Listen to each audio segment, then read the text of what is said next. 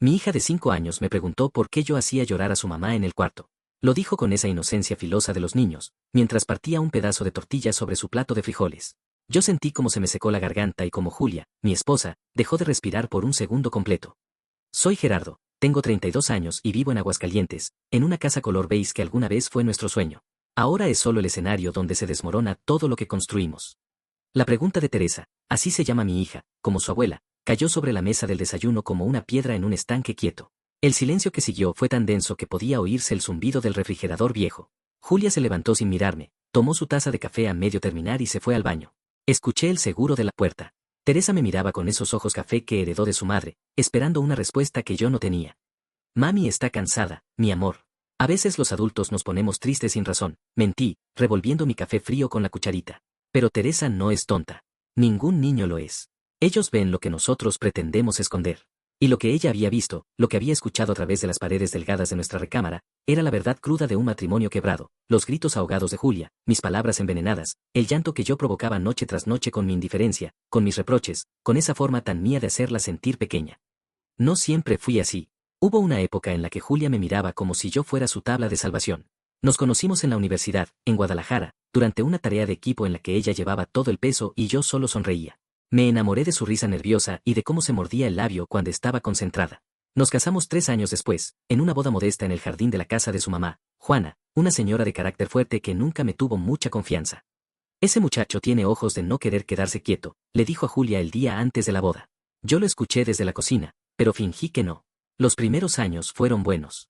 Rentamos un departamento chico cerca del centro, trabajábamos los dos, planeábamos viajes que nunca hicimos. Teresa nació en un febrero lluvioso, y recuerdo haber llorado al cargarla por primera vez, prometiendo en silencio que sería mejor padre de lo que fue el mío. Pero las promesas se evaporan cuando el cansancio se instala, cuando las cuentas no alcanzan, cuando el trabajo te consume y llegas a casa solo para encontrar más exigencias, más necesidades, más silencios incómodos.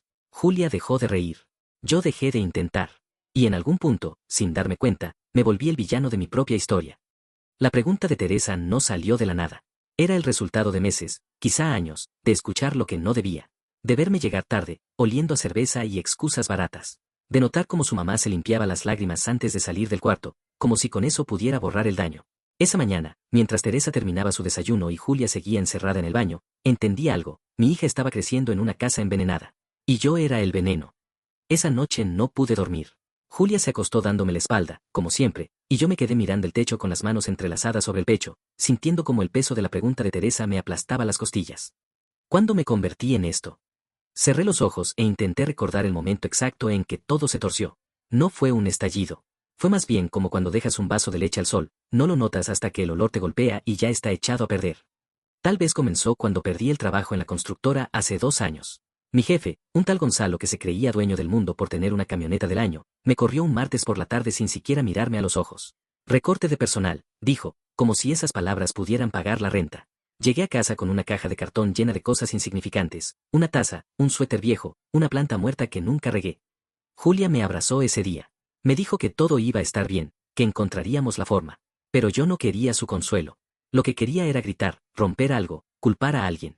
Y la tuve ahí, frente a mí, con su abrazo y su optimismo intacto. Fue tan fácil hacerla el blanco. Los meses siguientes fueron una espiral.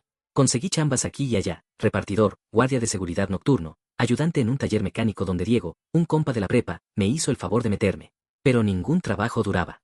Siempre había una excusa: el horario, el sueldo miserable, el patrón déspota. La verdad es que yo no aguantaba que nadie me dijera qué hacer. Tenía 30 años y sentía que la vida ya me había derrotado. Julia nunca dejó de trabajar. Ella es maestra de primaria en una escuela pública al norte de la ciudad. Sale de la casa a las 6:30 de la mañana, deja a Teresa con mi suegra Juana, da clases todo el día y regresa exhausta a las 4 de la tarde. Luego cocina, limpia, revisa tareas, baña a Teresa, le lee un cuento. Y yo, mientras tanto, estaba tirado en el sillón viendo videos en el celular, quejándome del calor o del ruido de los vecinos. Una tarde, Julia me pidió que fuera por Teresa a casa de Juana porque ella tenía junta de maestros. Le dije que sí, pero se me olvidó. Me quedé dormido en el sofá después de haberme tomado 3 cervezas al mediodía. Desperté con el celular vibrando sin parar, eran las 7 de la noche. Julia había tenido que salir corriendo de su junta, disculpándose con la directora, para ir por nuestra hija. Cuando llegó a la casa, no me gritó. Eso hubiera sido más fácil. Simplemente me miró con una mezcla de decepción y cansancio que me partió en dos. Cargaba a Teresa dormida en sus brazos. ¿Sabes qué es lo peor, Gerardo? Me dijo en voz baja. Que ya ni siquiera me sorprende. Esa frase me dolió más que cualquier insulto. Porque tenía razón. Yo me había vuelto predecible en mi fracaso. Después de eso, algo se rompió definitivamente entre nosotros. Dejamos de hablar de verdad. Nuestras conversaciones se redujeron a logística. Quién iba al súper, si alcanzaba para la luz, si Teresa necesitaba cuadernos nuevos. Y en las noches, cuando Teresa dormía, yo me desquitaba. Le reprochaba todo, que nunca me apoyaba, que siempre me hacía sentir poca cosa, que su familia me veía como un fracasado. ¿Y qué quieres que te diga, Gerardo? Me respondía con los ojos llenos de lágrimas. Dame una razón para no pensarlo. Ahí era cuando yo me ponía peor. Le decía cosas que sabía que le dolían. Le recordaba aquella vez que subió de peso después del embarazo y lo insegura que se sentía. Le echaba en cara que su sueldo apenas alcanzaba para nada. Le decía que su mamá tenía razón, que yo no servía para esto. Y Julia lloraba. Lloraba en silencio, mordiéndose los nudillos para no hacer ruido, mientras yo me daba la vuelta y fingía dormir. Nunca le pegué. Nunca la toqué con violencia. Pero la destruí de otras formas. Con palabras afiladas. Con silencios que cortaban. Con mi ausencia emocional. Con mi desprecio disfrazado de indiferencia. Y Teresa, mi Teresa, lo escuchaba todo detrás de la puerta de su cuarto. Lo absorbía como una esponja. Y lo guardaba hasta que un día, en el desayuno, lo soltó sin más. ¿Por qué papá siempre te hace llorar en el cuarto? Esa pregunta era un espejo. Y lo que vi en él me dio asco. 3 días después de la pregunta de Teresa, mi hermano Kevin me llamó. No hablábamos seguido. Él vive en Monterrey, trabaja en una empresa de tecnología y tiene esa vida ordenada que yo nunca pude construir, así que su llamada me sorprendió. ¿Qué onda, carnal? Contesté, sentado en la sala vacía. Julia había llevado a Teresa al parque. Gerardo, necesito que me escuches sin enojarte, dijo, y su tono me puso alerta de inmediato. ¿Qué pasó? Julia me escribió hace 2 días.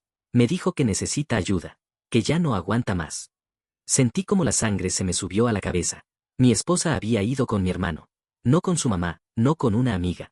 Con Kevin. ¿Y tú qué le dijiste? Pregunté, apretando el celular. Le dije que hiciera lo que tuviera que hacer. Y que contara conmigo para lo que necesitara. No puedo creer que me estés haciendo esto, solté, levantándome del sillón. Ella exagera todo. Siempre ha sido dramática. Gerardo, escúchate. Estás hablando de la mujer que ha aguantado tus mierdas durante años.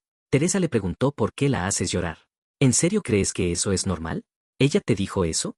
Sí. Y me rompió el corazón, hermano. Esa niña no debería estar cargando con tus problemas. Colgué. No porque no tuviera que decir, sino porque todo lo que quería decir me hacía quedar peor. Me senté en el piso de la sala con la cabeza entre las manos. Kevin tenía razón. Todos tenían razón. Menos yo. Cuando Julia regresó con Teresa, las dos venían riendo. Mi hija traía un globo amarillo en forma de estrella. Me vieron ahí sentado y la risa se apagó como una vela. ¿Estás bien? Preguntó Julia, con esa cortesía forzada que usamos con los extraños. Kevin me llamó, dije, sin mirarla. Ella palideció. Teresa corrió a su cuarto con el globo. Julia se quedó de pie frente a mí, con las llaves aún en la mano. Tenía que hablar con alguien, Gerardo. No puedo más. ¿Y por qué con él? ¿Por qué no conmigo? Porque contigo no se puede hablar. Porque todo lo que digo lo usas en mi contra. Porque ya no confío en ti. Esas últimas palabras me cayeron como un balde de agua helada. Ya no confío en ti. No dijo que no me amaba. Dijo que no confiaba en mí. Y eso era peor. Porque el amor puede regresar, pero la confianza, una vez rota, casi nunca vuelve. Esa noche, después de que Julia acostó a Teresa, le pedí que habláramos. Se sentó en el borde de la cama, con las manos sobre las rodillas, como esperando un golpe. Sé que he sido un desastre, empecé, y mi voz sonó más débil de lo que esperaba. Sé que te he lastimado. Pero quiero cambiar. De verdad quiero intentarlo. Julia me miró con esos ojos cansados que ya conocía demasiado bien. ¿Cuántas veces me has dicho eso, Gerardo? ¿Cuántas veces me has prometido que vas a cambiar y al día siguiente todo sigue igual? Esta vez es diferente. No. Esta vez Teresa se dio cuenta. Y eso es lo que me parte. No puedo seguir criando a mi hija en una casa donde su papá me trata como si yo no valiera nada. Yo nunca he dicho eso. No hace falta que lo digas. Lo demuestras todos los días. Se levantó y salió del cuarto. Escuché cómo abría el closet del pasillo, sacaba una cobija y se acomodaba en el sofá. Por primera vez en nuestro matrimonio, Julia decidió no dormir conmigo. Y no fue un berrinche. Fue una decisión. Me quedé solo en la cama, con el olor de su champú todavía impregnado en la almohada, y me di cuenta de algo aterrador. Ella ya había empezado a despedirse. Llevaba meses haciéndolo, en cada silencio, en cada lágrima, en cada mirada vacía. Y yo, ciego como siempre, apenas me estaba dando cuenta. A la mañana siguiente desperté temprano. Julia ya se había ido a trabajar. Teresa desayunaba con mi suegra Juana, quien me recibió con una mirada de hielo cuando fui a dejarle el mandado que había prometido llevar. Espero que estés orgulloso de ti mismo, me dijo Juana, cruzándose de brazos. Mi hija vale más que esto. No le respondí. ¿Qué podía decirle? Que tenía razón. Que su hija valía más. Que Teresa valía más. Que yo era el problema y lo sabía desde hacía tiempo, pero no tenía ni idea de cómo arreglarlo. Esa tarde me presenté sin avisar en la escuela donde trabaja Julia. La esperé afuera, recargado en la reja, viendo cómo los niños salían corriendo con sus mochilas. Cuando ella me vio, su expresión no fue de sorpresa. Fue de resignación. ¿Qué haces aquí?, preguntó, ajustándose la bolsa en el hombro. Necesito que me des una oportunidad. Una última. Gerardo, ya no sé qué más decirte. Entonces no digas nada. Solo, no te rindas todavía. Julia suspiró, y por un momento, pensé que iba a ceder. Pero luego negó con la cabeza, con una tristeza tan profunda que me dolió en el pecho. Yo ya me rendí hace mucho. Solo estaba esperando a que tú te dieras cuenta. Pasé los siguientes días como un fantasma en mi propia casa. Julia apenas me dirigía la palabra, solo lo necesario frente a Teresa. Mi hija, con esa intuición terrible de los niños, había dejado de pedirme que jugara con ella. Ahora, cuando llegaba del kinder, corría directo a los brazos de su mamá y me miraba de reojo, como se mira a un extraño del que no está segura. Una tarde, mientras Julia preparaba la cena, me acerqué a Teresa que dibujaba en la mesa. Había hecho un dibujo de 3 personas, una mujer grande con pelo largo, una niña pequeña con un vestido rosa, y al fondo, casi cayéndose de la hoja, un hombre diminuto sin cara. ¿Quiénes son?, le pregunté, aunque ya sabía la respuesta. Somos mami, yo y tú, dijo sin levantar la vista. ¿Y por qué yo estoy hasta allá? Teresa se encogió de hombros. Porque así está siempre. Lejos. Esa respuesta me dejó sin aire. Una niña de 5 años acababa de resumir en 4 palabras todo lo que había hecho mal. Me levanté de la mesa y salí al patio trasero, donde me senté en las escaleras de concreto con la cabeza entre las manos. Fue ahí donde la máscara finalmente se me cayó. Lloré como no lo había hecho en años. No de rabia ni de autocompasión, sino de vergüenza pura. Porque mi hija me había dibujado como un fantasma. Porque mi esposa dormía en el sofá. Porque había convertido el hogar que prometí proteger en un campo de batalla. Julia salió al patio unos minutos después. No dijo nada, solo se sentó a mi lado, guardando una distancia prudente. Nos quedamos así, en silencio, mientras el sol se escondía detrás de las azoteas del barrio. Voy a buscar ayuda, dije finalmente. Voy a ir con un psicólogo. Voy a conseguir un trabajo decente. Lo que sea necesario. No es solo eso, Gerardo, respondió ella con voz cansada. No se trata solo de que consigas trabajo o que vayas a terapia. Se trata de que recuperes algo que perdiste hace mucho, el respeto. Por mí, por Teresa, pero sobre todo por ti mismo. ¿Todavía crees que pueda hacerlo? Julia tardó en responder. Cuando lo hizo, sus palabras sonaron más a despedida que a esperanza. No lo sé. Honestamente, ya no sé nada. Al día siguiente cumplí mi palabra. Busqué en internet hasta encontrar un centro de salud mental en Aguascalientes que ofrecía consultas de bajo costo. La psicóloga se llamaba doctora Mónica, una mujer de unos 50 años con lentes y una voz serena que me hizo sentir más desnudo que nunca. Cuéntame qué te trae aquí, me dijo durante la primera sesión. Mi hija me preguntó por qué hago llorar a su mamá. Y no supe qué responder porque es verdad. Yo soy el problema. ¿Desde cuándo sientes que eres el problema? Me quedé callado. La verdad es que siempre lo había sabido, pero admitirlo en voz alta era diferente. Desde que dejé de intentar ser mejor, respondí finalmente. Las sesiones siguientes fueron un proceso doloroso de desarmar cada capa de justificaciones que había construido. La doctora Mónica me hizo ver que mi comportamiento no nació de la nada. Venía de un papá ausente que nunca me enseñó a expresar emociones sin violencia, de una infancia donde los hombres no lloraban ni pedían ayuda, de una masculinidad tóxica que confundía el silencio con la fortaleza. El problema no es que hayas perdido el trabajo o que las cosas se pusieran difíciles, me dijo. El problema es que aprendiste a castigar a los demás por tu propio dolor. Y eso se detiene aquí, contigo. O lo repites, o lo rompes. También conseguí trabajo. Mi compa Diego me volvió a tender la mano en el taller mecánico, y esta vez acepté con humildad. El sueldo no era gran cosa, pero era digno. Me levantaba a las 6 de la mañana, me ponía el overol lleno de grasa y trabajaba 8 horas sin quejarme. Por primera vez en mucho tiempo, me sentí útil. Cuando llegaba a casa, Julia notaba el cambio, pero no decía nada. Era como si estuviera esperando que el viejo Gerardo regresara en cualquier momento. Y no podía culparla. Yo también esperaba lo mismo. Una noche, después de bañar a Teresa y leerle un cuento, mi hija me abrazó antes de dormir. Papi, ¿ya no estás triste? Estoy trabajando en eso, mi amor. Está bien. Mami también estaba triste, pero ahora ya sonríe más. Esas palabras me dieron esperanza, pero también miedo. Porque Julia sonreía más, sí, pero no necesariamente por mí. Sonreía porque había recuperado su paz. Porque había dejado de esperar que yo cambiara y había empezado a construir su propia vida sin mí en el centro. Lo confirmé una tarde cuando llegué temprano del trabajo y la encontré hablando por teléfono en el patio. Se reía de una forma que no había escuchado en años. Cuando me vio, cortó la llamada rápidamente. ¿Quién era? Pregunté, tratando de sonar casual. Una amiga del trabajo, respondió, guardando el celular en su bolsillo. No le creí. Y en ese momento me di cuenta de algo devastador. Julia ya no me debía explicaciones. Nos habíamos convertido en dos extraños compartiendo una casa. 2 semanas después descubrí quién era la voz al otro lado del teléfono. No fue porque la espiara ni porque revisara su celular. Fue porque Teresa, en su inocencia brutal, lo mencionó durante la cena. Mami, ¿mañana va a venir el profesor Gonzalo otra vez? Preguntó mientras partía un pedazo de pollo con el tenedor. Julia se atragantó con el agua. Yo dejé de masticar. ¿Quién es el profesor Gonzalo? Pregunté, manteniendo la voz tranquila aunque por dentro algo empezaba a desmoronarse. Es el maestro de educación física de la escuela de mami. Vino el otro día y me enseñó a hacer maromas, contestó Teresa, ajena a la bomba que acababa de soltar. Julia cerró los ojos un segundo, como quien se prepara para un golpe. Es un compañero de trabajo. Vino a dejar unos documentos que necesitaba para la dirección. Teresa estaba aquí porque Juana no pudo cuidarla ese día. ¿Y por eso le enseñó maromas a mi hija? Se quedó un rato. Fue cortés. Nada más. Pero su voz tembló al final. Y eso me lo dijo todo. Esa noche, cuando Teresa se durmió, no pude contenerme más. ¿Cuánto tiempo llevas viéndote con él? Julia estaba doblando ropa en la sala. Dejó una toalla medio doblar y me miró con una mezcla de cansancio y hartazgo. No me estoy viendo con nadie, Gerardo. Entonces, ¿por qué te pones nerviosa? ¿Por qué Teresa dice que vino aquí? Porque vino. Una vez. Y si te pones así es exactamente por esto que ya no te cuento nada. Porque todo lo conviertes en un drama. No es un drama. Es mi familia. Julia soltó una risa amarga, de esas que duelen más que un grito. Ahora sí es tu familia. Qué conveniente. Ahora que ves que alguien más puede tratarme bien, resulta que te importo. Siempre me has importado. No, Gerardo. Me tuviste. Que es diferente. Me tuviste como se tiene un mueble, ahí, disponible, sin mantenimiento. Y ahora que estoy a punto de irme, vienes con flores y terapia. Sus palabras me atravesaron como cuchillos. Porque tenía razón. Yo había empezado a cambiar no por ella, sino por miedo a perderla. Y esa diferencia era abismal. ¿Te gusta?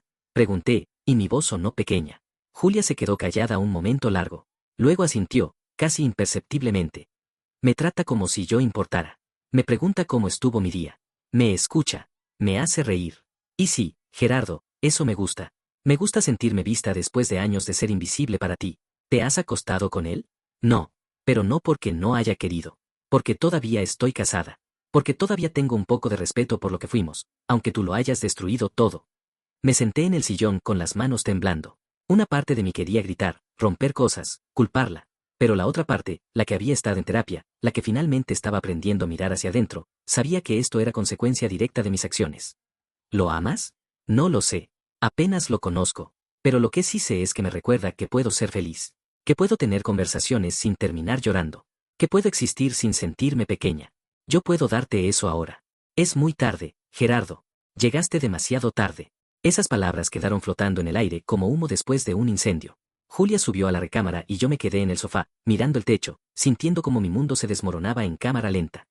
Los días siguientes fueron un infierno silencioso. Julia seguía siendo amable, pero distante. Yo seguía yendo al trabajo, a terapia, cumpliendo con mis responsabilidades, pero todo se sentía vacío. Como cuando terminas un videojuego y ya no tiene sentido seguir jugando. Una tarde, al salir del taller, decidí pasar por la escuela de Julia sin avisar. No para confrontarla ni para hacer un escándalo. Solo para verla. Para entender qué era lo que yo nunca le había dado. La vi salir del edificio principal riendo con un hombre alto, de complexión atlética, que cargaba una caja con balones. Gonzalo. Tenía que ser él. La forma en que Julia se reía, la forma en que la miraba con atención genuina, la forma en que sus cuerpos guardaban una distancia respetuosa pero cómplice, todo eso me mostró algo que yo había ignorado durante años. Julia no solo necesitaba que la trataran bien, necesitaba sentirse viva. Y yo la había apagado poco a poco, con cada palabra hiriente, con cada indiferencia, con cada llanto que provoqué. No me acerqué. Me quedé en mi carro, a media cuadra, viendo cómo se despedían con una sonrisa. Gonzalo se subió a su camioneta y Julia caminó hacia su auto, todavía con esa expresión relajada que yo no le veía desde hacía años. Cuando llegué a casa, Teresa me recibió con un dibujo nuevo. Esta vez éramos 3 personas del mismo tamaño, ella, Julia y yo, tomados de la mano. Pero había algo extraño. Yo estaba coloreado con trazos más suaves, casi transparentes, como si estuviera desapareciendo. ¿Te gusta, papi? Me encanta, mi amor, mentí, abrazándola fuerte. Esa noche, Julia llegó más tarde de lo normal. Cuando entró, Traía una bolsa del supermercado y esa expresión de quien acaba de tomar una decisión difícil. Tenemos que hablar, dijo, dejando la bolsa en la mesa. Lo sé. Hablé con un abogado. Voy a pedir el divorcio. Y ahí estaba. La frase que había estado esperando desde aquella mañana en que Teresa hizo la pregunta que lo cambió todo. No sentí sorpresa. Ni siquiera sentí enojo. Solo un vacío profundo, del tamaño de todos los años que desperdicié. Firmé los papeles del divorcio un martes lluvioso de septiembre, en un despacho gris cerca del centro de Aguascalientes. Julia llegó con un vestido azul marino que le regalé en nuestro tercer aniversario, ese que nunca se puso porque yo dije que le quedaba raro. Ahora le quedaba perfecto. El abogado leyó los términos con esa voz monótona de quien repite lo mismo 50 veces al mes. Custodia compartida, pensión alimenticia, división de bienes. Todo muy civilizado. Todo muy frío. Como si 8 años de matrimonio pudieran resumirse en 5 hojas tamaño carta con firmas y sellos. Cuando terminamos, Julia extendió la mano para despedirse. No con rencor. Tampoco con alivio. Simplemente como quien cierra una puerta que llevaba años queriendo cerrar. Cuídate, Gerardo, me dijo. Tú también. Y eso fue todo. No hubo abrazo final ni palabras de consuelo. Solo dos personas que alguna vez se amaron, aceptando que ese amor no había sido suficiente. Salí del despacho y caminé bajo la lluvia sin prisa. Dejé que el agua me empapara la camisa, los zapatos, el pelo. Sentía que si me mojaba lo suficiente, tal vez podría lavarme de encima todo lo que había hecho mal. Pero la lluvia solo moja. No limpia culpas. Esa noche, Teresa se quedó conmigo en el departamento pequeño que había rentado cerca del taller. Era su primera noche oficial en la casa de papá, aunque ella seguía llamándola el cuarto nuevo. Preparé su cena favorita, quesadillas con jamón, las únicas que me salen bien, y la dejé elegir la película. ¿Mami está triste?, me preguntó mientras comía, con esa preocupación que los niños cargan sin entender por qué. Creo que está tranquila. A veces los adultos necesitamos estar separados para estar bien. ¿Pero todavía me quieres? Más que a nada en el mundo, Teresa. Siempre. Ella asintió, como si esa respuesta fuera suficiente. Y tal vez lo era. Porque a pesar de todo lo que había destruido, todavía tenía algo que valía la pena salvar, mi relación con mi hija. Los meses siguientes fueron de aprendizaje. Aprendí a trenzarle el pelo a Teresa, aunque me salieran chuecas las trenzas. Aprendí a cocinar más de 3 platillos. Aprendí a preguntarle cómo estuvo su día y realmente escuchar la respuesta. Aprendí a ser el papá que debí ser desde el principio. Seguí yendo a terapia.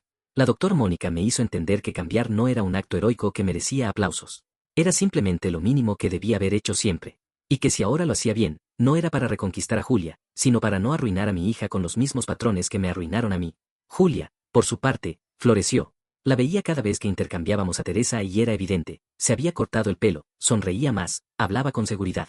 Un día llegó a dejar a nuestra hija con un ramo de flores en el asiento del copiloto. No pregunté. No era mi lugar. Te ves bien, le dije. Gracias. Tú también. Y era verdad. Yo había subido de peso saludable, me había dejado crecer la barba, tenía los ojos menos cansados. Seguía sin ser perfecto, pero al menos ya no me daba asco el hombre del espejo. Una tarde, 6 meses después del divorcio, Julia me llamó para preguntarme si podíamos hablar en persona. Quedamos en un café cerca de su escuela, el mismo donde solíamos desayunar los domingos cuando éramos novios. Llegó puntual, como siempre. Se sentó frente a mí con una taza de café americano y una expresión serena. Quería decirte algo, empezó. Gonzalo y yo estamos juntos oficialmente. Sentí una punzada en el pecho, pero no de celos. Era más bien nostalgia. Nostalgia por lo que pude haber sido y no fui. ¿Es bueno contigo? Sí, muy bueno. Me alegro. En serio. Julia me estudió un momento, buscando sarcasmo o resentimiento. No encontró ninguno. ¿Y tú? ¿Estás bien? Estoy mejor.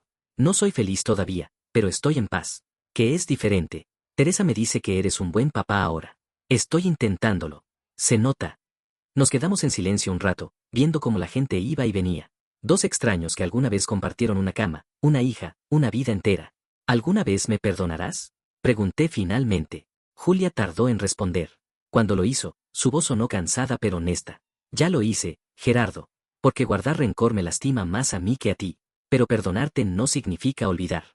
Ni volver. Significa soltar. Lo entiendo. Espero que encuentres a alguien que te haga feliz. Y que la trates como debiste tratarme a mí. Si llega, lo haré. Te lo prometo. Nos despedimos con un abrazo breve. De esos que se dan entre conocidos, no entre amantes. Y estuvo bien así. Ahora, un año después del divorcio, vivo en ese departamento pequeño con un sofá viejo y fotos de Teresa en cada pared. Sigo trabajando en el taller de Diego, quien se ha convertido en algo más que un jefe, en un amigo que me recuerda que rendirse no es opción. Sigo en terapia, porque entendí que la mente se cuida igual que el cuerpo. Teresa viene conmigo cada fin de semana. A veces vamos al parque, a veces horneamos galletas que nos salen quemadas, a veces solo vemos películas acurrucados en el sofá. Y siempre, antes de dormir, le digo que la amo. Porque ahora sé que el amor no basta. Hay que demostrarlo. Julia se casó con Gonzalo el verano pasado. Fue una boda pequeña en un jardín de Guadalajara. Teresa fue la damita de honor y me mandó fotos con su vestido blanco. Se veía feliz. Y eso era lo único que importaba. A veces, en las noches, me pregunto cómo hubiera sido todo si hubiera despertado antes. Si hubiera escuchado a Julia la primera vez que me dijo que estaba cansada. Si no hubiera esperado a que mi hija me preguntara por qué hacía llorar a su mamá. Pero esas preguntas ya no me torturan como antes. Porque aprendí algo fundamental: no puedes cambiar el pasado, pero puedes elegir qué hacer con lo que queda. Y lo que me queda es una hija que todavía confía en mí, un trabajo que me da dignidad, y una versión de mí mismo que, aunque imperfecta, ya no destruye todo lo que toca. Ya no soy el villano de mi propia historia. Soy solo un hombre que perdió todo por no valorarlo a tiempo, y que ahora vive con esa verdad todos los días. Sin excusas. Sin víctimas. Solo consecuencias. Y tal vez, solo tal vez, eso sea suficiente para empezar de nuevo.